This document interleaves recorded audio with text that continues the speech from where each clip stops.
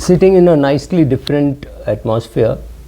I'm right now on vacation, but the vacation will end soon. It's already ended. But I wanted to talk to you about the housing lies which some youngsters are being told, and how some of them are forced to believe it, because the lies are being told not by some agent or builder, but their own parents. So what are some of these lies which many of you may have heard? So the first is a home is a good investment.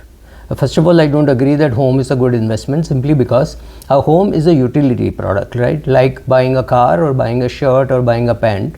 And if I tell you that in the 1960s and even in the 70s, you bought a car for 30,000, used it for 10 years, and then you sold it for 30,000. When the person said, "Nahin, 30,000 is too much," you showed him the invoice and said, "See, I bought it for 30,000, so I have to sell it for 30,000," and it sold 10 years later. To the today's car buyer, if I say that you will be able to buy a car, use it for 10 years and sell it at the same price, it will look like a joke. That was because a new car by this time that you were selling was costing 60,000. So a old car sold at the same price at which it was bought, because inflation took care and the new car was available at that price, and the new car had the same features. It was an Ambassador or a Fiat or whatever. But if I tell you that today if you buy a house and 20 years later, 30 years later, you might be forced to sell it at the same price, you are not going to believe it, right? You wouldn't even believe that in the 1960s and 70s you could buy a car and sell it at the same price.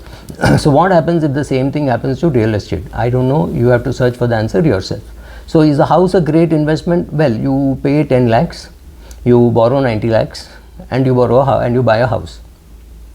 And then what happens is everything goes fine, right? You're doing very well, etc., etc. Therefore, you're able to pay the EMI, but you end up paying 10 plus 90, which you had borrowed. You repay HDFC 90 plus 90.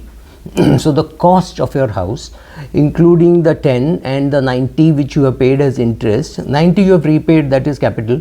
So 10 plus 90 was your cost, plus 90 that you paid as interest. The cost of your house is not 1 crore, it is 1 crore 90 lakhs. By the time you sell it, maybe it is worth 2 crore 20, 2 crore 30, and you tell people, or maybe 3 crores. So you tell people, look, I bought this house for 1 crore and now I'm selling it for 3 crores, I'm making 2 crore profit. Not true. You bought it for 1 crore 90 lakhs, you're selling it for 3 crores, so your profit is 1 crore 10 lakhs. Now Pattu has a calculator which shows what is the real return that you have got. So go and check it out, and you won't be very happy with the results that you see. So that is how you should calculate largely returns which people get, whether it is mutual fund or whether it is equity or whether it is real estate. People do not know how to calculate returns. That is the problem. I think Pattu should do a episode on how to calculate returns, whether it is IRR. People say, oh, I bought this share and it has doubled. If it has doubled in 10 years, it has done nothing, really. So be careful about what you're saying. Do all your calculations with Excel, and you will know whether you're right or wrong. Another lie you're told is EMI will look very cheap because of inflation. This is true when inflation is very high. Suppose inflation is 14% and the bank has, or HDFC or the bank or somebody has given you money at 12%, and inflation continues to remain at 13-14%, and the property appreciates by that much also, assuming that the real estate keeps pace with inflation, then yes. But if inflation is 4-5% and your loan is at 9% and real estate is not appreciating by that rate, then no, it is not an investment, and EMI does not get cheaper just because of inflation. You need one house, there is no doubt, so you buy a house, but don't tell yourself that it is an investment, right? That's a lie. Another lie which you hear, which I have heard very often, is real estate prices never go down. It's like saying if you buy shares of HUL, you cannot lose money. If you buy shares of ITC, you cannot lose money, right? This is not true. We wish it was true, but it is not true, right? So you cannot just buy one asset and say this price never goes down. You can't buy Asian Paints and say this price will never go down. Every asset will go through ups and downs. So there will be a time when real estate does well and a time when real estate does badly. So if you got in real estate in 2002 and you saw it in 2008, you did very well and you were very happy. But remember, that is the time when the index went from 3,000 to 21,000. So did your real estate go up 7 times in that period?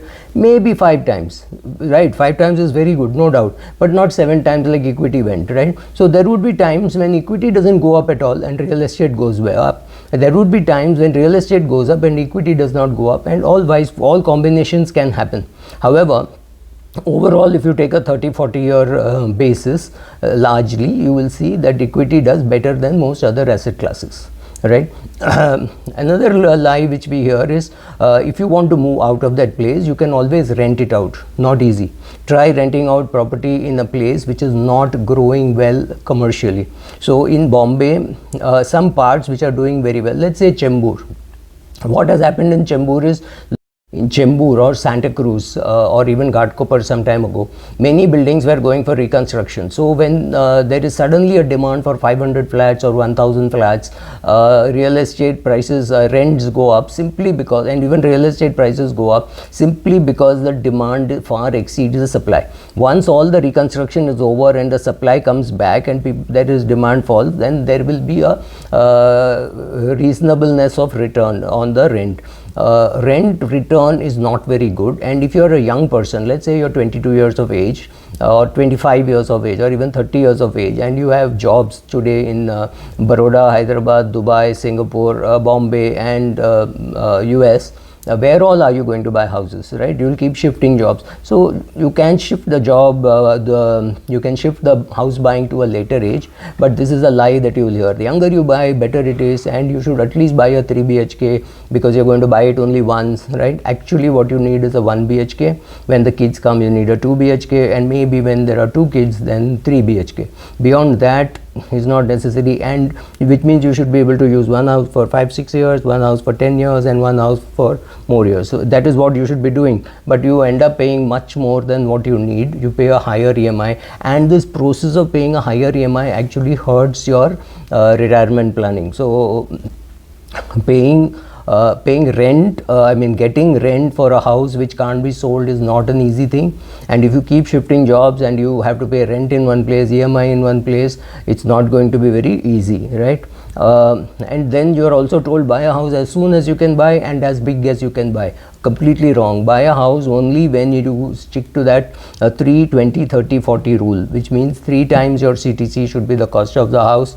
20% should, 20-year loan is what you should take. 30% should be the EMI of all that you pay. So if you are taking home 1 lakh, your EMI should not be more than 30,000, and you should be making a 40% down payment. All these are very difficult conditions in bigger cities.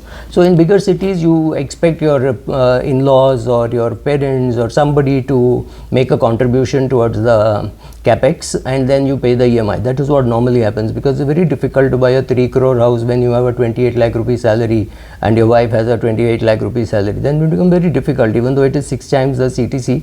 It becomes very difficult also if you are at a stage when the wife gets pregnant, then one income stops for some time, for say maybe 3-4 years, and then you'll struggle. And the whole thing for what? Just to buy an asset which is actually not appreciating enough. My views on housing are very strong, so please take it with a pinch of salt. Do what you think right, but at least watch this video and share it with your friends. Thank you.